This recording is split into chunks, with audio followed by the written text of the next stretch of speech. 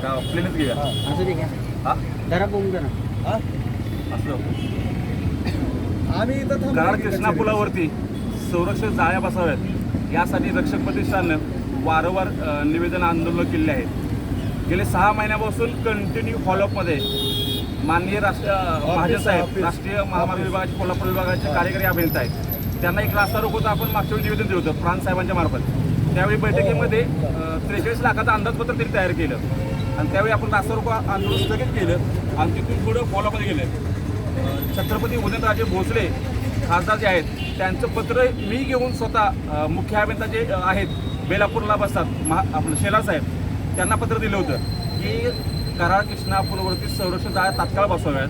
कराड कृष्णा पूल हा suicide point बनत चाललेला आहे. कराडची एक ओळख वेगळी आहे. आत्महत्या कराड असं एक व्हायला लागलं आहे. बाकीचे रस्ते बाकीचं तुमचं जे आहे ते ठराव मंजूर असतील ते थोडं बाजूला सारून एक विशेष बाब म्हणून तुम्ही ह्या जाळीवर कृष्णा पुलावरती जाळ्या बसवाव्यात अशी एक रक्षक प्रतिष्ठानच्या माध्यमातून मागणी केलेली होती. एक 7 दिवसापूर्वी 8 दिवसापूर्वी आम्ही कोल्हापूर विभागाला महाजन साहेबांना भेटून स्वतः एक निवेदन दिलं की 13/1/2026 पर्यंत जर तुम्ही त्या जाळ्या प्रस्ताव जर मंजूर केला नाही जाळ्या बसण्याबाबतचा तर रक्षक प्रतिष्ठान रस्त्यावर उतरून आमरण उपोषण करेल, आंदोलन करेल.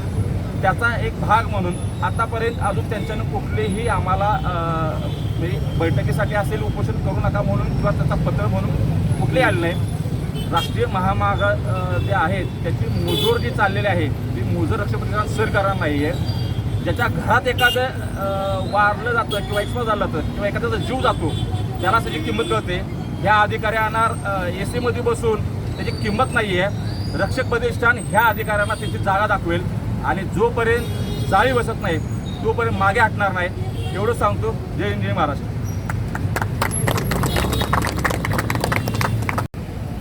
प्लेनच घेऊया. असं दे घ्या. हा जरा बघून द्या ना.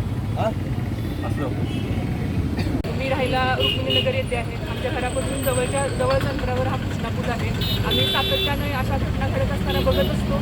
पाहुण्याच्या घरात येऊन अनेक युवतींनी आत्तापर्यंत या ठिकाणी आत्महत्या केलेली आहे आणि असं होऊ नये यासाठी सुरक्षा जाळीची मागणी रक्षक प्रतिष्ठानतर्फे वेळोवेळी करण्यात आलेली आहे. तरी देखील अद्याप देखील तशी काही उपाययोजना झालेली दिसत नाही आहे. त्यासाठी या उपोषणाला पाठिंबा म्हणून मी आज दिनांक 13 जानेवारी आणि 14 जानेवारी या 2 दिवस मी धरणे आंदोलन यांच्यासोबत करत आहे आणि ह्या 2 दिवसात जर काही ठोस अशी उपाययोजना संरक्षण जाळीची केली नाही तर मी 15 तारखेपासून अमरण उपोषण या ठिकाणी करत आहे. मला रक्षक प्रतिष्ठानला पाठिंबा देण्यासाठी असं काय का तर मी रक्षक प्रतिष्ठानसोबत काम करत असते. त्यांच्या विविध कायदेशीर बाबींमध्ये मी त्यांना सल्ला देत असते.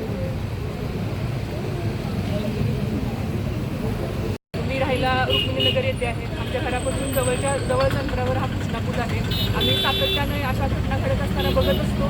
पाहुण्याच्या घरात येऊन अनेक युवतींनी आत्तापर्यंत या ठिकाणी आत्महत्या केलेली आहे आणि असं होऊ नये यासाठी सुरक्षा जाळीची मागणी रक्षक प्रतिष्ठानतर्फे वेळोवेळी करण्यात आलेली आहे. तरी देखील अद्याप देखील तशी काही उपाययोजना झालेली दिसत नाही आहे. त्यासाठी या उपोषणाला पाठिंबा म्हणून मी आज दिनांक 13 जानेवारी आणि 14 जानेवारी या 2 दिवस मी धरणे आंदोलन यांच्यासोबत करत आहे आणि ह्या 2 दिवसात जर काही ठोस अशी उपाययोजना संरक्षण जाळीची केली नाही तर मी 15 तारखेपासून अमरण उपोषण या ठिकाणी करत आहे. मला रक्षक प्रतिष्ठानला पाठिंबा देण्यासाठी असं काय का तर मी रक्षक प्रतिष्ठानसोबत काम करत असते. त्यांच्या विविध कायदेशीर बाबींमध्ये मी त्यांना सल्ला देत असते.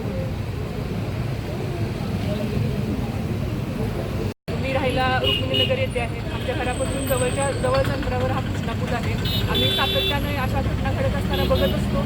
पाहुण्याच्या घरात येऊन अनेक युवतींनी आत्तापर्यंत या ठिकाणी आत्महत्या केलेली आहे आणि असं होऊ नये यासाठी सुरक्षा जाळीची मागणी रक्षक प्रतिष्ठानतर्फे वेळोवेळी करण्यात आलेली आहे. तरी देखील अद्याप देखील तशी काही उपाययोजना झालेली दिसत नाही आहे. त्यासाठी या उपोषणाला पाठिंबा म्हणून मी आज दिनांक 13 जानेवारी आणि 14 जानेवारी या 2 दिवस मी धरणे आंदोलन यांच्यासोबत करत आहे आणि ह्या 2 दिवसात जर काही ठोस अशी उपाययोजना संरक्षण जाळीची केली नाही तर मी 15 तारखेपासून अमरण उपोषण या ठिकाणी करत आहे. मला रक्षक प्रतिष्ठानला पाठिंबा देण्यासाठी